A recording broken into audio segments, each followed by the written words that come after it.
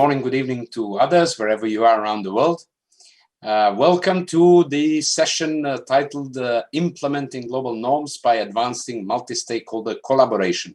Lessons learned from the Geneva Dialogue on Responsible Behaviour in Cyberspace. The session is organized within the Singapore International Cyber Week by the Swiss Federal Department of Foreign Affairs and DiploFoundation. My name is Vladimir Radunovic. I'm the Director for e-Diplomacy and Cybersecurity at DiploFoundation, and I'll be your host today. Behind this sort of a big title of the session, there is a very interesting topic, actually. And I hope you have, in the meantime, while you started, click the Zoom link, that you have actually updated your Zoom application, you have updated your browsers, the operating system, you have patched all the vulnerabilities, that you have updated your firmware on the router, and that you connect through. But still, you can be vulnerable to various cyber attacks that base or use the exploitation of vulnerabilities in our digital products to penetrate into systems.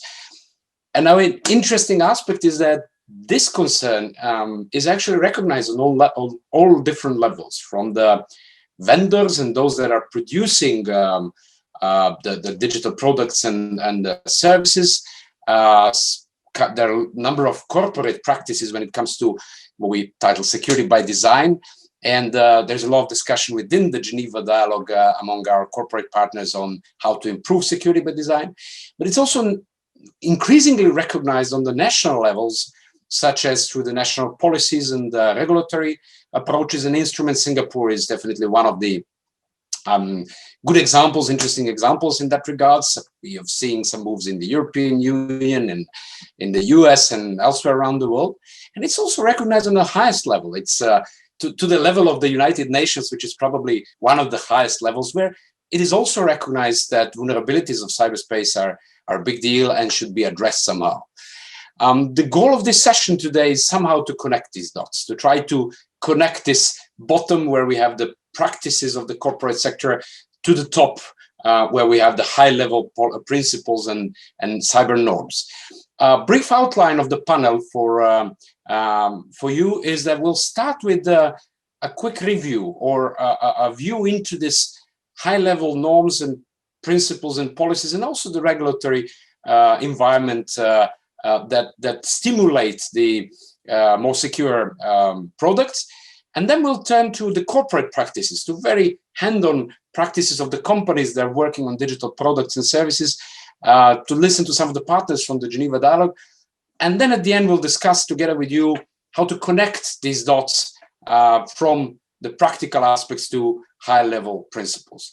It's my pleasure to introduce a great company that I have today.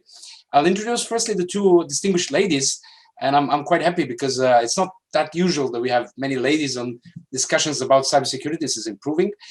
With us, we have Ambassador Nadine Olivieri Lozano. She's the head of the Division of Security Policy at the Federal Department of Foreign Affairs of Switzerland.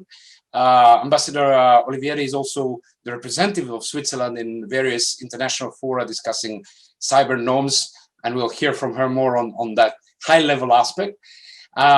With us is also Ms. Gwenda Fong. She is the Assistant Chief Executive of the Cybersecurity Agency of Singapore. There's really a lot to learn from Singapore as well. Singapore is quite active both in international affairs on this in this regards and on the national level. And then the three gentlemen representing some of the partners of the Geneva Dialogue. With us, we have Theo Xianzhen, who is the head of advisory consulting of the Ensign Info Security. Dmitry Samartsev, who is the CEO of Bizone or Bizone, you'll put it the way it should be. And Mr. Stefan Sattmann, who is the global coordinator for cybersecurity policy in Siemens. Welcome. Before I pass the screen to some of you, I just want to quickly reiterate the rules of engagement for today. We will have discussants contributing through some of the reflections, but we'll also try to stimulate the discussion in chat as much as possible. So for all of you here in Zoom or in watching us over the stream, feel free to share your thoughts. Zoom chat space is excellent place for further discussions. With me, I also have my colleague Andriana Gavrilovic will be a chat moderator, so she'll try to contextualize the discussions within the chat and pass to the floor as we move. So feel free to and relax to share your thoughts and questions and comments at any point and even discuss. Moving on to the first part, which is basically looking at this, as I mentioned, the high level and the policy level and regulatory environment. I'll start with Ambassador Olivieri. Ambassador, Switzerland is very active in all these processes on the international level, in the UN, in the Organization of European Cooperation and Development, who also has some discussions on security of digital products. Well, not the least, you're hosting and pushing the Geneva Dialogue. What is the importance of these high-level processes, political processes on stability of cyberspace, and where are we with that? Ambassador. Thank you very much, Vlada, and good morning, good afternoon, good evening, colleagues. Please let me start by thanking our host at the Singapore International Cyber Week for enabling us to hold this panel, which is, as Vlada mentioned, quite a mouthful. I'm delighted to join today's panel and to contribute to this important multi-stakeholder discussion. You've mentioned it, Vlada, Switzerland and International Geneva have always been committed to bringing together decision makers, leading experts and representatives from academia and business to find solutions to the international community's most pressing matters. And today we're facing many of these urgent issues in cyberspace. COVID-19 and the resulting accelerated digitalization have not only increased our exposure to cyber risks and vulnerabilities, as demonstrated by the worldwide spikes in cyber attacks, but recent global developments have also highlighted the importance of ensuring a free, open, and secure cyberspace for everyone. All of us here share this goal, I think, and all of us here know that we can only achieve this goal together. This mission extends beyond borders and requires a concerted and coordinated multi-stakeholder effort. It is precisely the realization regarding the importance of global cooperation and the exchange of ideas that led to the Geneva Dialogue on Responsible Behaviour in cyberspace, an initiative launched by the Swiss Federal Department of Foreign Affairs in collaboration with DiploFoundation. The Geneva Dialogue aims to support a global business sector dialogue focused on developing best practices for the security of digital products and services. We believe the private sector plays a crucial role in fostering best practices in the digital sphere. Businesses are among the most important drivers of today's digital transformation. They are responsible for developing and maintaining secure products and services. And they often see problems before governments become aware of them. They also own and operate a large part of the digital infrastructure. This is why we need to work with the private sector in order to ensure that the norms we agree on are effective and are truly implemented. The Geneva Dialogue is a global and inclusive process. Relevant players from all parts of the world come together to discuss secure product design and services and to reflect upon vulnerability management. This is not a standalone effort, however. The content and outcomes of the Geneva Dialogue will contribute towards strengthening principle number 6 of the Paris Call on Life Cycle Security, and the results of the discussions may also enrich the UN processes on cybersecurity and will provide additional substance for implementing agreements reached there. We are confident the Geneva Dialogue represents a meaningful contribution to the security of goods and services that affect our daily lives. Throughout the many fruitful discussions that we've had so far, we've identified a need for establishing universally shared baseline requirements for secure design and vulnerability management, and I'm sure we'll hear more about it from our colleagues from the industry. We will continue to work on these together with our partners in order to deliver tangible results. At the same time, and as an ambassador, I feel compelled to emphasize this, it is the responsibility and the prerogative of states to maintain an open, secure, and peaceful cyberspace and to promote responsible state behavior, a process that is ongoing within the United Nations. Concerted efforts should be made to create optimal market conditions for digitally secure products and services. Yet, it is no secret that efforts at the state level have proven to be quite challenging. The United Nations group of governmental experts, the UNGGE, managed to adapt reports in 2010, 13, and 15 through a great deal of commitment and constructive discussions. In particular, the 11 voluntary non-binding norms, rules of principles of responsible state behavior, as adopted by the 2015 report and endorsed by the UN General Assembly, are rightly regarded as a great success. These norms aim to promote an open, secure, stable, accessible, and peaceful cyberspace. Work is currently underway within the 5th UN GGE to create an additional layer of understanding of these 11 voluntary non-binding norms to help implement them within the international community of states. At this stage, it's too early to say whether these efforts will lead to success. Although there is a broad agreement among the governmental experts that these 11 voluntary non-binding norms and the additional layer of understanding currently under discussion make an important contribution to a free and open cyberspace, major differences between states persist, especially regarding the applicability of international law in cyberspace. Similar questions and challenges are being discussed in the open-ended working group, the discussions of which run parallel to the UN GGE. Let me assure you that Switzerland will spare no efforts to make progress in the 2 UN processes in order to promote this free, open, and secure cyberspace. We will also continue to promote active participation of non-governmental actors such as civil society, the private sector, the tech community, and academia in these dialogues. You mentioned it, Switzerland also actively engages in other forums, the OSCE is one of them, but also at the OECD, which has facilitated valuable discussions and policy recommendations on digital product security in collaboration with the private sector. The deliberations in the OECD underscore that corporate practices and regulatory measures should be considered as interconnected rather than disjoint efforts to improve the security of digital products and services, and as such, complement the discussions of the Geneva Dialogue. States will benefit from the expertise of all these stakeholders, and their responsible behavior can make a lasting impact towards building a more resilient and secure cyberspace, thus contributing to international peace and security. Therefore, I'm very much looking forward to the exchange in the next hour and the insights I might gain for the UN discussions and other international discussions going on currently. And with this in mind, I would like to give the floor back to Vlada, and thank you all for participating. Thank you, Ambassador, for outlining where we are. And what resonates to me particularly, I'll get back to that soon, is that you mentioned sort of a close cooperation, or at least a high importance of a cooperation with different partners from the industry. So I'll get back to that a little bit later on how this is actually functioning. But I want to hear from Ms. Fong.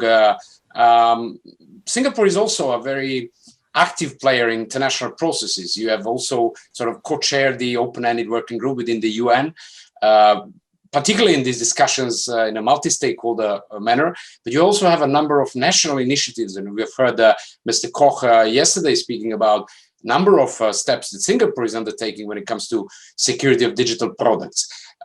Ms. Fong, your reflections. Thank you, Vladimir and Ambassador Nadine. I would first like to thank the Swiss Federal Department of Foreign Affairs and the DiploFoundation for organizing this panel discussion in conjunction with the 5th Singapore International Cyber Week, and for inviting me to be part of the panel. We had decided to proceed with organizing our Cyber Week this year despite the COVID pandemic and the travel restrictions, because we felt that it was vital that these international cybersecurity discussions continued for 2 reasons. First, the malicious cyber threat actors aren't taking a break because of the pandemic, so neither should we. We must continue to work to strengthen international cyber cooperation and share ideas and strategies to better defend ourselves against the bad guys. Second, the pandemic has in fact created new fault lines in our digital environment that the bad guys can exploit. And this is a nice seg into the questions which you have asked, which are particularly pertinent in the context we find ourselves in.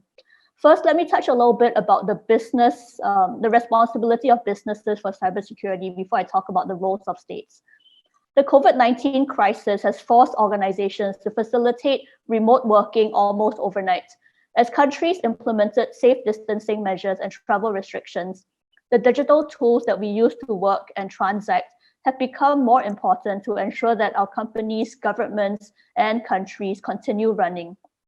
But this mass transition towards online tools out of necessity has also inadvertently increased our attack surface and also made us more susceptible to cyber threats. We should keep in mind that it is always a trade-off between the 3 factors of security, usability, and cost. When we allow enhanced usability and convenience, such as during the COVID pandemic, to allow people to work from home, there will inevitably be a degradation in security. Think for a moment about the situation in your firm or your workplace in making it easier for employees to work from home. What security risk has your organization taken on, either knowingly or unknowingly? This then brings me to my next point, which is that in today's COVID-19 context and the need for greater convenience, addressing security risks, such as by reducing and mitigating against vulnerabilities, is critical for businesses and organizations. We should view cybersecurity as a root of trust.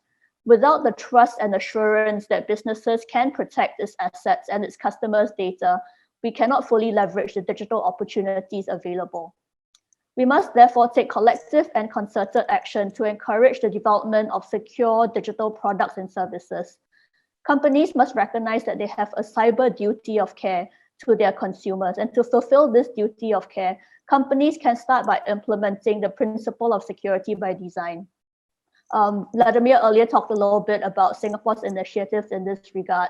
So over the past week, we have launched what we call the cybersecurity labeling scheme, which is a way for us to encourage manufacturers of IoT products to affix a cybersecurity label on their products that would give consumers a better sense of what is the level of cybersecurity measures in some of these IoT devices. And I'll be happy to talk a little bit more about this later. So by introducing such an initiative, it's almost like a policy nudge for companies to take security by design seriously. This involves incorporating cybersecurity at every stage of product design and development, giving rise to more secure digital products and services, which would in turn lead to a more secure global cyberspace. Besides the responsibility of companies to ensure cybersecurity, countries also have an important role to play. This is where the international cybersecurity processes at the United Nations come in. How can we encourage ICT companies to ensure that the digital products and services they roll out are secure and fulfill the expectation of this cyber duty of care?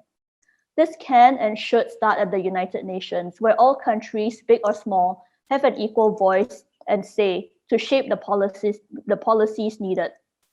Such issues are being discussed at various UN platforms like the Open-Ended Working Group, the Group of Governmental Experts, the International Telecommunications Union, and at the high-level panel on digital cooperation.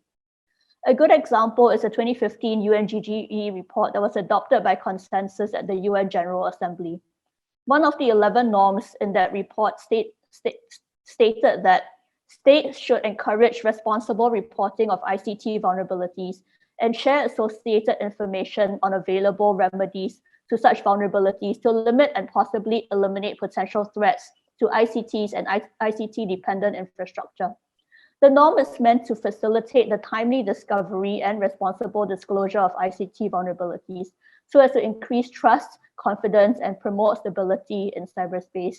And as Ambassador said earlier, while we can have such norms in place, but it would really take the cooperation of businesses and industry stakeholders for us to be able to implement these successfully. Having established the 11 norms, the next step is to strengthen the understanding of these norms among states and to facilitate their implementation within countries through capacity building. This can be done at the regional level. In Southeast Asia, we have the Association of Southeast Asian Nations, or ASEAN for short. Just yesterday, we had the 5th ASEAN Ministerial Conference on Cybersecurity, where we made progress to develop a long-term regional action plan to ensure the effective and practical implementation of the 11 voluntary non-binding norms from the 2015 UNGGE report. ASEAN member states also underscored the importance of coordinated regional cyber capacity building programs to equip states with the capacity to implement these norms. These efforts help to strengthen the region's collective cyber resilience against the evolving cyber threats that we face. So in sum, my view is that both companies and countries have their respective roles to play to strengthen cybersecurity, and we must work together to achieve our common objective. I'll hand the floor back to you, Vladimir. Thank you. Thank you, Ms. Fong. Again, a couple of very interesting aspects that resonated to me. One of those is this concept of cyber duty of care, which is, I think it was also mentioned in some of the global fora, like the OECD. And one of the links that you made was actually related to the crisis, the COVID-19 crisis, but in general, where we are having more and more emerging services, Zoom being one of those, that we are increasingly dependent on. So the question is, how do we make sure that even those newcomers take over this cyber duty of care? And another point is capacity building, which you mentioned, and I would add probably not only the capacity building of states, but also the corporate sector to be able to follow up on that. Have a quick reflection before we pass the floor to the colleagues from the industry to hear the practices. Quick question to two of you. In all types of processes, political processes and regulatory and diplomatic processes you're involved, what is the level, or how happy you are, maybe I can put it that way, how happy you are with the interaction with the industry? So to what extent industry actually is interested and able to follow the political processes, and to what extent you think that they are actually taking the active part to sort of shape the decisions and also implement? Ambassador, if you wish. Thank you, Vlada, for this excellent question. And I think one of the great new aspects that the open-ended working group developed, and it's due to its mandate, is the inclusion of a multi-stakeholder approach, which wasn't the case in the previous GGEs. And so by having this formally in the mandate, I think there was a recognition that we cannot have these conversations and take these decisions without including and involving the private sector, but also academia and civil society. And in that sense, we had this session last December, and I must say I was positively surprised to see how many private companies did make the effort to participate, to submit papers. It's an ongoing discussion, and I think there is a large recognition, so perhaps not all states, but a vast majority have recognized the importance of this multi-stakeholder approach, and perhaps to also address the difficulties. I realize that for companies, for big corporations, they have the teams and they have the manpower to follow the conversation, but it's also true that for smaller and medium-sized enterprises, it's complicated because there's very many tracks. And to keep up with the conversation, to feed into the conversation might prove challenging. But I think there is a big availability on behalf of states, and I can speak for Switzerland definitely on our behalf, to have this conversation with private sector, and we're always available to have an exchange of views and hear from the private sector what the challenges are and how we can address them together. Thank you. Thanks. Yeah, Ms. Funk. Yeah, I would just like to echo Ambassador's comments, where I think the big multinational companies certainly have the resources and they know that it is in their vested interest to be part of the conversation early, and we see them taking part. But for the vast majority of the smaller and medium-sized companies, we see a big gap in cybersecurity awareness. A lot of them aren't even aware of what the international conversations are, and it's even a challenge to get some of them to take cybersecurity seriously in their own kind of enterprises. So there's a very big range when we're talking about industry. And I think the challenge for us in dealing with industry is we want to make sure that they break away from viewing cybersecurity from a regulatory mindset. That is, we don't want them to think of it as a set of regulatory requirements that they need to meet and they need to comply with. And it's a very different mindset if we can shift the conversation or the mindset away from a regulatory one to one of having to make their own kind of business risk calculations and to decide what kind of cybersecurity measures they need to put in place for themselves. So the short answer really is it's a very wide range that we're talking about. The big boys are playing at the international level. They are engaging states, but for the vast majority, it's a very different level of playing field. Thank you. Thank you. And that's one of the very hot points in discussions of the Geneva Dialogue among the partners and the companies is actually these resources and the challenges, that difference between the small and the big ones and across the world and so on.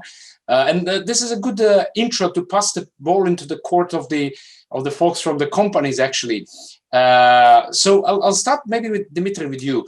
Certainly, you can reflect on this interaction of your company or companies generally with the high-level politics and the policies and norms and so on. To what extent the companies you think are able to follow that and find it important. But secondly, I do want to ask you about some of the practical elements of, let's call it security by design, when it comes to BZone, and maybe some of the challenges, because you do have a very important big partners such as Sberbank and the others, and I'm sure security by design, security in your product is definitely of high value. Dimitri. Thank you, Vlada. I just want just underline the thing which Gwenda mentioned, that SMBs and small companies, they are quite rare in cybersecurity, but the answer is outsourcing.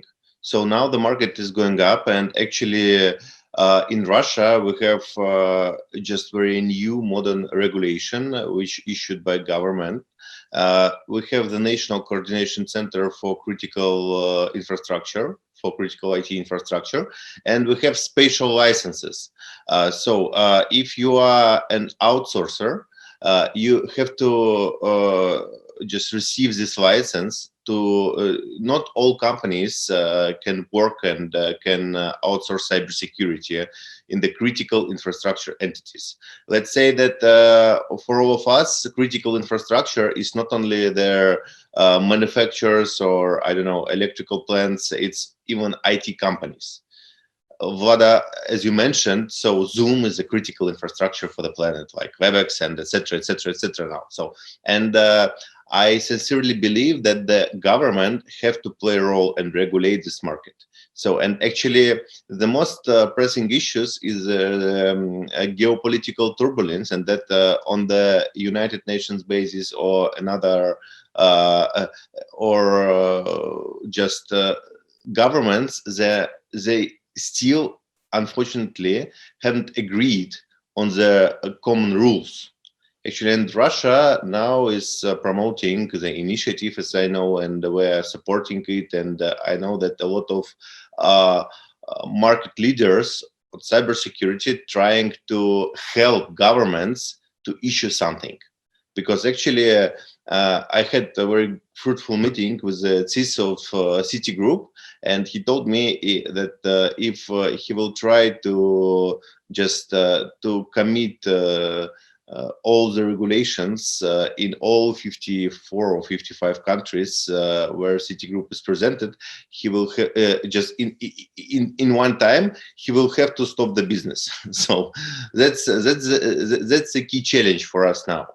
The world is digital, and actually the second pressing issue from my point of view is that not on all companies, even big companies, are just putting cybersecurity in the board agenda. So actually, let's just look into our client basis. It's around 250 clients in 22 countries. Actually, only 30% of them have the board member who is responsible for cybersecurity. Just even only 20% of them have the committee for cyber risks. So, and this is a very sad story, because if even big corporations, they have such huge lack on cybersecurity, so how can we manage SMBs or whatever, the companies which has less budgets and etc. etc. So from my point of view, actually, there are two ways to secure operations for all companies. The first way is to build their own cybersecurity operations, to invest money, but we have a lack of experts. There are just 5 million, I think, based on the World Economic Forum statistics, 5 million lack of experts now, and it's rising very fast year to year. So, and actually, if you want to build something inside, it's quite complicated, because if you are industrial company, you will never find the people, high-level people and good experts on cybersecurity who will be interested to work inside, because actually it's a very, very small responsibility for their huge expertise. So, and the second way, it's outsourcing.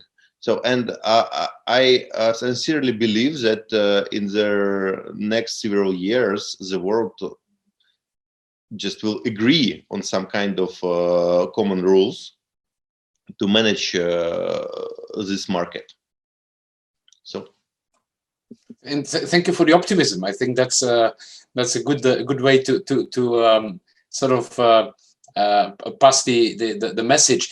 One challenge that you underlined is actually this sort of fragmentation within the digital borders, where we are seeing more and more the tendencies of now almost all countries around the world to go for some sort of sovereignty, digital sovereignty, data sovereignty, including some of the policies and policy approaches. And then in this environment, it's probably even increasingly hard for companies to, as you said, to meet all the different requirements working around the globe. Yet I'm passing there the floor to Stefan, because Siemens is a company who's been certainly has same challenges around the world, right? And certainly, Stefan, you have quite some resources comparing to many others. But you also have good experiences with working with the companies and involvement in these global processes, not least with the Charter of Trust, which is sort of an industry initiative to somehow shape these requirements and security requirements. But you're also quite active in terms of corporate participation in global processes. What are your reflections on, and certainly your good practices when it comes to security by design from Siemens' perspective of or the partner? Stefan. Yes, thank you, Vladimir, dear ambassador, dear colleagues. Thank you for the invitation, and thank you for putting up this event on the 5th Cybersecurity Week in Singapore. And thank you also for the DiploFoundation and the Swiss Federal Department of Foreign Affairs to set up this group. I think it's very helpful to bring together different perspectives, different people from different geography in order to discuss this important matter. Now, you touched upon a very important topic. The Siemens company is operating in very important markets, in the critical infrastructure markets. And we face the situation that security by design is really a paradigm shift on several levels. I mean, it's the cultural level starting with it. So innovation is basically focused on pushing efficiency, developing new products. But incorporating security at the same time in this process is really something new, and it affects the process of designing itself. It affects the education of innovators, but it also affects the culture behind it to keep security as one thing in mind when developing a product. Now, the Siemens IoT product landscape is complex. We usually operate our industrial control system, for example, on different levels.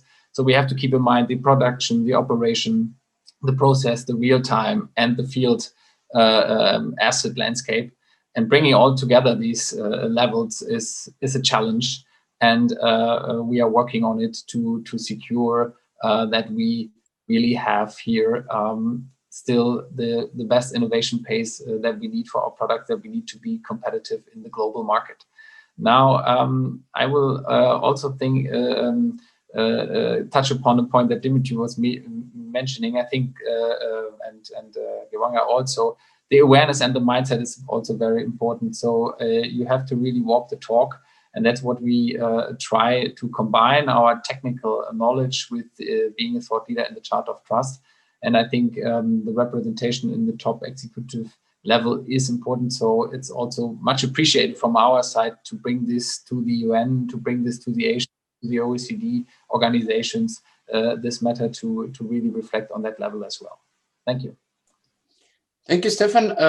We'll get back to the details of this interplay on various levels. I want to pass the floor to Xiangzhen.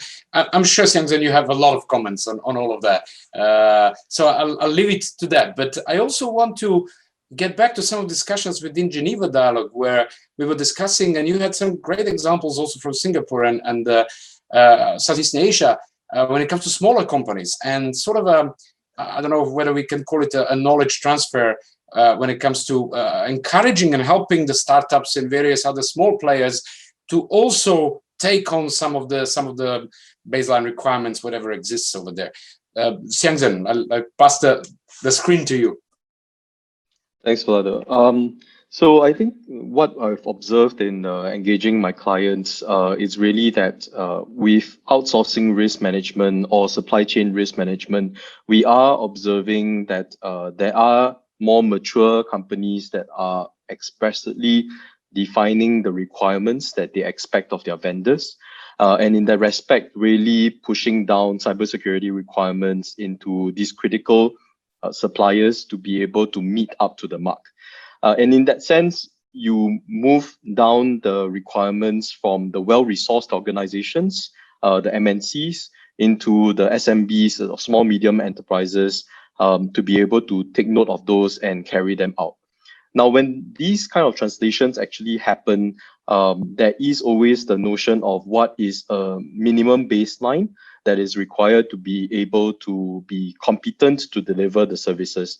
And in that respect, many of these SMBs get educated despite the lack of competencies or capacity to be able to address them. And these, in essence, encourages a marketplace where commodity type services can be reached and baseline cyber hygiene can be arrived at. Now, what are some of these commodity services? They really are, for example, penetration testing services, vulnerability assessment services, which really help establish a minimum understanding of what's the risk posture for an organization to work with another vendor. And I mean, examples that we've definitely discussed in the Geneva Dialogue really is, for example, the Monetary Authority of Singapore, working with the Association of Banks in Singapore. There is this outsourcing outsourced suppliers reporting scheme, or in short known as OSPA, where critical suppliers are expected to be able to meet a minimum standard of what we call IT general controls. And with that, IT security controls are also folded in there. And that has been established for a number of years now. And for some of these critical suppliers, they are keeping up to the standard and ensuring that they improve along the way. Beyond that, if I may introduce other topics, is really that the standards and norms to be established for cybersecurity across the international boundaries need to also factor in this notion of industry context. What is this industry context? When we look at, for example, healthcare or OT centricity in certain industries, the likes of port operations, shipping, and heavy manufacturing, the traditional CIA triad, or confidentiality, integrity, and availability, is not sufficient for them. They do bring in the context of, say, human safety. And human safety, not just from a health perspective, also in terms of the big machinery operating, physical security, those come into play. And I think those set of challenges cannot be overcome simply within small pockets of organizations, but really a multi-stakeholder approach is necessary. Public-private partnerships need to take place to be able to address that. Thanks. Thanks also for sharing some of the good examples. And basically, you made a good intro into the discussion part on what we wanted to focus on today. Particularly is, is it possible to really make this sort of a common baseline requirements, having in mind all the I wouldn't say the fragmentation, but the complexity of the regulatory environment across the jurisdictions, then the international norms and principles, then the corporate risk assessment, and generally the resources. Is it possible to come up to a set of common baseline requirements which would be a minimum for maybe all the companies around the world, or at least per regions or somehow per industries, that can help them? And I encourage all of you to jump in, but I'll start with Ambassador and Ms. Fong. In your experiences working, let's start maybe with Ambassador first. In your experiences working in the OECD, in the open-ended working group, in all these political fora, to what extent you have taken into, when shaping the norms and shaping these sort of principles, to what extent have you are you taking into account existing standards, national regulations, and then the corporate experiences? I know it's hard to assess, but do you have the impression that actually, while you're discussing the high-level norms, you are taking into account and somehow incorporating what already exists and building on that? Ambassador. I think the short answer is not enough. Definitely. I'd like to thank the colleagues from the private sector for these very useful remarks, and the kind of, it highlights for me a little bit the disconnect sometimes between, as you call it, high level. I'm not sure they're really high level, but the kind of abstract discussions we might have in international forums, and the reality on the ground, and the challenges faced by the people who are dealing with these issues daily. We're diplomats, so we're not, although we are considered experts in cybersecurity, we don't necessarily have a technical background to understand all the fine subtleties of what the issues are and what that really means for us. I think that's the purpose of the Geneva Dialogue, is to feed into this and to make us aware as diplomats of the reality and perhaps this disconnect. When you talk of integrating experiences, we are trying to map, and regional organizations are doing this perhaps even better than the UN, which is really very large. And when you're 193 states around the table, or virtually currently, trying to get a common understanding, I can assure you it's quite challenging, to say it positively. So I think this is the strength and the added value of a forum like the Geneva Dialogue, is precisely to feed into the conversation. It will be up to us diplomats to bring this back into the forums, and I think it's definitely valuable. So I would consider this ongoing work. We can improve. We can increase the exchanges. We must, I think, because again, discussing in a closed circle makes no sense today. Things are going much too fast. I consider we're going too slowly, as a matter of fact, and we keep reminding ourselves about the urgency of the conversation, and yet it takes a long time to make very, very small steps. That's the reality of diplomacy. I think the best we can do is to foster these kind of exchanges. Thanks. I'll definitely flip the coin later on to see to what extent it's useful for the companies, what the diplomats, or whether we call it high level or not, the principles are working on. But before that, Ms. Fong, since Singapore has been shaping these policies for quite a while on security by design, and they're quite detailed. I mean, they go into the steps of the secure development life cycle on Internet of Things, now with the labeling scheme. To what extent you have managed to work, let's say on a national level or regional level, with the companies and build that on practical examples of the companies, and maybe some of the examples like what Xianzhen mentioned from other sectors. Ms. Fong. Yeah, so as I was reflecting on your question to Ambassador, I wondered whether it was too big a question to ask about, connecting industries to international kind of norms. If we just think about the different levels, international, regional, national, and then industry, it might be easier to kind of think of working like between adjacent levels first, and then once we get good examples, we can share best practices within larger communities of best practice, and see how we can slowly grow industry best practice.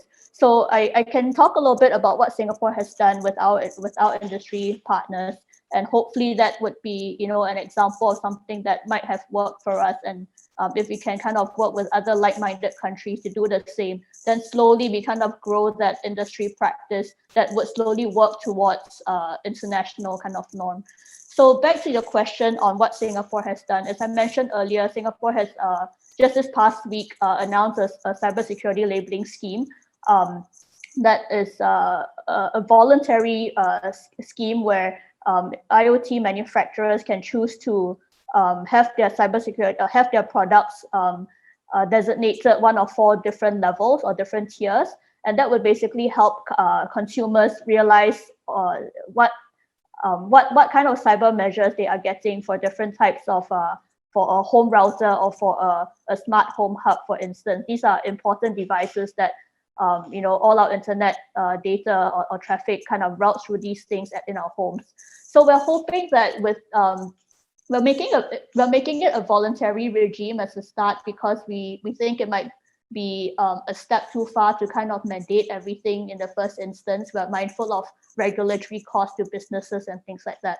But we hope that through introducing something like that, it shapes consumer demand. And we hope that businesses will then see cybersecurity not as a cost that is a drag on the product development cycle, but they see it as a competitive advantage. So if they can roll out an IoT device that has 4 stars, the highest tier in the cybersecurity labeling scheme, and if businesses are, consumers are willing to pay for that, then it kind of sets them apart. So we've just rolled this out. It's still early days. We can't say whether we've been extremely successful with that, but we're hoping that we can work with like-minded countries to have a mutual recognition of such a similar kind of scheme, because we know that Singapore is too small a market for us to really shift the IoT industry in any significant way. But that's what we have started off, and we hope that we can work with partners to be able to grow this initiative across a larger number of countries. Thank you. Thank you. And I think when you underlined as a sort of a voluntary approach in which you stimulate the companies to actually improve and sort of change the demand, the market, and the demand on the market for more secure rather than shiny, cheaper, all these products. I think that's quite an important aspect. A quick question too. We have a question from the participants, but I'll get back to that in a second. I want to check with the colleagues from the companies. Since in your work, in your attempts to turn more towards security by design, there are so many different guidelines that you can follow. There are standards, ISO standards, IEC standards, many others about connected devices and so on. There are various corporate experiences you have. There are national, international policies. To what extent this is making it even more complicated to you? Or to what extent you think you can not cherry pick, but somehow find a way to synchronize these different bits and play with that? Dmitry, if you wish. Thank you, Vlada. So actually, what I wanted to add that actually corporate players, from my point of view, will have to play the key role on all this cyber shaping agenda, let's say like that, because actually we have more expertise. We have to protect us and our clients. For example, if we look into Sber Group, which we are part of, BI Zone is a part of Sber Group in Russia. So we're serving around 145 million clients. And actually it's a quite huge amount. If you look into the Google or Apple, it's like, let's say, billions of clients. Yeah. So, and all of us, we have to protect them, and we have to invest a lot on cybersecurity. So that means that we are experts, and of course we are ready to be involved in G2G collaborational discussions based on just the platforms like United Nations and etc. So, and that is why we're investing a lot of our resources and personal time to take part in all these discussions, to make proposals, to make a document. We might have lost Dmitry for a while. I hope. No, I can hear. Okay, go. Perfect. Well, this is a typical Zoom conference, Okay, so but final point would be done by governments, not by corporate sectors. Corporate sector can help, and thanks God, now I see that all the key governments and key countries in the world trying to negotiate and trying to agree on something. That is good. This is a process, but we have no enforcement capacity because we're just only corporate entities. But we're ready to help, and when the governments will listen, corporates, and I think they will succeed.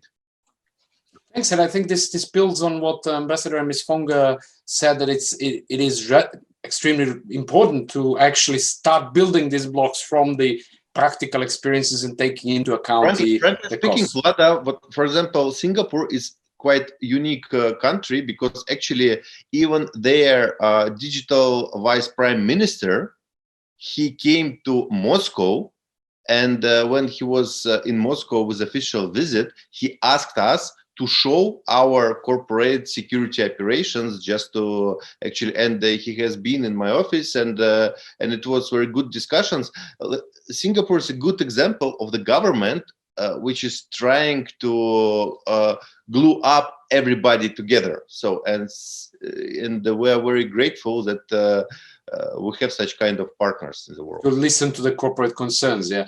I know that there are similar discussions that we mentioned also with Stefan on the EU level. But before I pass the floor to Stefan and Xiangzhen, there are 2 or 3 comments by participants. So let me call on Andriana just to run through the comments, and then you can also address the comments and questions by participants. Andriana. Thank you for the floor, Vlada. We have 2 questions from the audience. Both are addressed to the entire panel, so whichever speaker would like to reply to them is, of course, free to do so. Joyce Chen said that data privacy is increasingly being discussed alongside security matters. Do you see privacy issues as a challenge or opportunity for security by design, and why? Our next comment/question comes from Hassan. I apologize if I mispronounced that. Harmonization of cyberspace legal framework seems challenging currently because of data localization in cloud services, PII, etc. But also, it is most important to support business initiatives globally. I would like to hear from the panelists how to fix this gap at the UN level. Thanks, Andriana. I guess whoever manages to respond to the second question will get a Nobel Prize, but we'll give a try. The first one on data privacy, if I may, I would pass to Xiangzhen for a simple reason. I remember that we discussed also in Geneva Dialogue some of the good experiences on privacy by design and how this plays with security by design. So, and certainly the others can reflect as well. Xiangzhen. So I think data privacy, data security, info security, and system security, they all are the conundrum that we are facing when dealing with security for systems. And I think one of the possible conversation to start off with is really that security by design and security by default should be seen in the same wave. And all this security of something that I've just mentioned should definitely be embedded in the process. Now, is it a challenge or an opportunity? It really depends on which position you are coming from. I think we discussed that different size of organizations have a different set of challenges, whether is it competency or capacity. But building it into the security by design workflow as what we have seen in a life cycle approach that starts from requirements development, analysis, implementation, and finally decommissioning. If these concerns are built in, you would see that basically the approach is to break down the problem into bite-sized chunks so that it is more manageable. Now, the other aspect is really about what we call threat modeling of the whole system, right? Having gone through an inventory of what are the components to a system design, doing a threat model would actually help contextualize what kind of risks every system face. Drawing a conversation I had with the healthcare industry, we noted that in the US, there is this notion driven by the FDA, where they are encouraging for medical device manufacturers based in the US to go through STRIDE threat modeling for all the new and upcoming software as a medical device solutions. And that is actually a first step to do risk mitigation upfront at the requirements gathering and analysis phase before the implementation, and we will go through all the quality checkpoints to be quality assurance checkpoints to be able to then uncover even more implemented or residual risks in the system. So I don't have an exact answer, but I would like to think that it is always an opportunity where when we build or we structure the problems into smaller pieces and include multiple stakeholders in the process, we should have a better opportunity at landing a better outcome than if we were to tackle it as a whole. Thanks. And to me, it's interesting to also, while listening to you, to observe the different lingo that the corporate sector uses, and then the diplomats and regulators. It's quite interesting, even the differences in language. I'll keep this second question as a wrap up, because we're coming close to the end. But before that, I want to briefly ask Stefan, you actually, in the Charter of Trust, which is a set of big companies that have been, as you said, discussing some outputs for quite some time. It was not easy, but you did manage to come up to a very clear two-pager on security by default baseline requirements. So it is possible. Yes. Maybe a quick reflection on, what could be a tip? How do we go ahead with sort of a baseline requirements on security by design? Yes, thank you very much. I think I want to do two messages. The first thing is keep it simple and manageable. And that's why we do Chart of Trust. That's why we harmonize within the cross-sectoral industry initiative on the baseline requirements. And as input for them, we use several standards from several geographical bases from around the world. So coming also upon these small and medium-sized companies, of course, we as big corporations can't do it alone. We work in ecosystems, we work with partners. So that's why we picked the principle 2, supply chain security, as one of the first principles to work on. We built a working group with a project structure. And every 2 weeks, we had calls to bring everyone to the table and bring their standards and best practice on the table. And in the end, we agreed with a set of baseline requirements in order to bring the supply chain to the next level of security. And this is not happening overnight. It's a process. It's a journey. We have to do it on eye level with our partners, and it's a common and shared concern. So I think this is important. The second aspect I want to make is the economic one, because harmonization is also an economic incentive. That's why we have to change our business model. We live also by COVID-19 pushed forward in an age where globalization is coming to new spheres. And I think if we want to reflect on data privacy, on data security, we have to bring forward our best practices and to realize it in the market, to have an acceptable offer to the market in order to get the digital technologies applied. And this application of digital technologies is also the goal of cybersecurity in order to get innovation, to get efficiency, and to make usage of digital technologies for other greater human problems like climate change and others. Thank you. Thanks, Stefan. It's good to see some good examples, and there is hope, definitely. And with that, I guess we can just wrap up with come back to this high level, and I'll pass the final thoughts to Ambassador and to Ms. Fong on this hot potato part, but also any final message that you want. So, Ambassador, maybe you can try to deserve your Nobel Prize. How to harmonize this difference when it comes to sort of data localization of these trends versus importance for a global business. Ambassador. Thank you very much, Vlada. It is indeed probably the hardest question today. I think identifying the gaps, and those are some of the gaps. There are others. Is part of the homework we need to do. But at the same time, I do want to be realistic and remind colleagues and participants that the discussions at the United Nations are happening under a very strict mandate, and it's a state-to-state discussion, and the mandate being so restrictive doesn't allow us to pack everything into the discussion. We have, however, one aspect which we discuss and where we mostly agree, and it's the aspect of threat.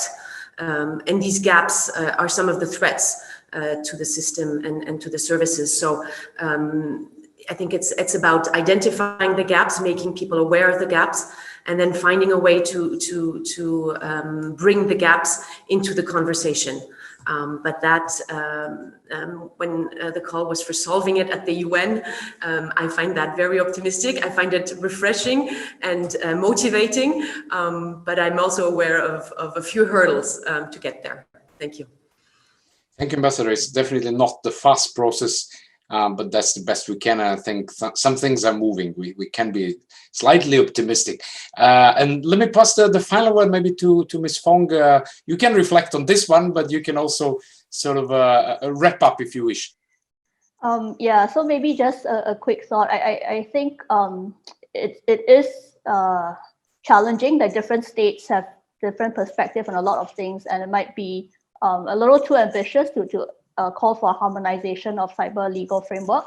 But what we can realize or recognize is that despite the differences in several perhaps more contentious issues, there is actually a lot of common ground that we have already worked on. And the fact that you have 11 norms in the 2015 GGE, that is a very significant milestone. So perhaps instead of trying to shoot for something that is out of reach right now, what countries and companies can work together to do is to figure out how we can implement the things that we have agreed on. How can we take the practical next steps to realize what people have already agreed on in 2015. I believe that's the approach that the current GGE is taking, and we shouldn't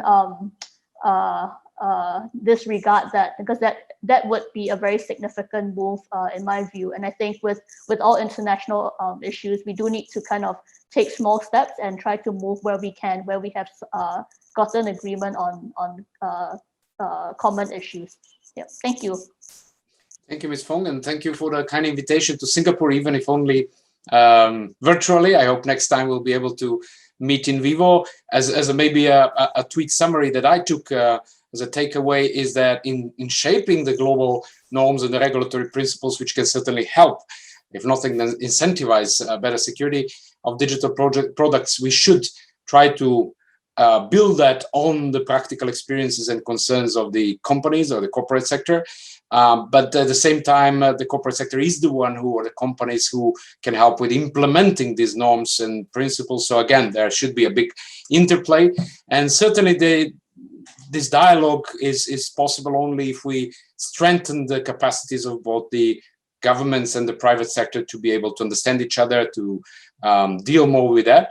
In that sense, Geneva Dialogue will continue with the discussion. We hope to have in the next short period some set of good practices on security by design or improving security of digital products by the dozen of partners from Geneva Dialogue. We also will continue discussions on how to shape these common baseline requirements, taking into consideration all these puzzles and bits and pieces of puzzles. And we'll definitely try to continue with the increasing capacities and communication between the governments and the private sector, understanding each other better and sharing the thoughts. Thanks again to all of you for joining today. 1 hour is flying away, but I did enjoy. I hope you did as well. And many thanks to everyone who's joined. And I leave you back to the other bits of a very interesting program at the Singapore International Cyber Week. Many thanks and good day. Bye-bye. Thank you, Vlada. Thank you, Gwenda. Thank you, Ambassador. Bye-bye. Thank you. Thank you. Bye.